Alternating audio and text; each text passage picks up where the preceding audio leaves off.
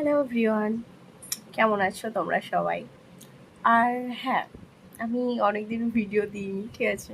মানে এই 3-4 দিন ঠিকঠাক করে ভিডিও দেওয়া হচ্ছে না। তো আজকে আমি এমনি আয়নার সামনে বসেছিলাম। জানি না ফোনে কীরকম লাগছে, কিন্তু আমার মানে নিজেকে দেখতে খুব ভালো লাগছে আজকে, ঠিক আছে? সেই জন্য ভাবলাম যে আজকে ব্যাক ক্যামেরা একটা ভিডিও করে এরকম ভিডিও করে পোস্ট করি।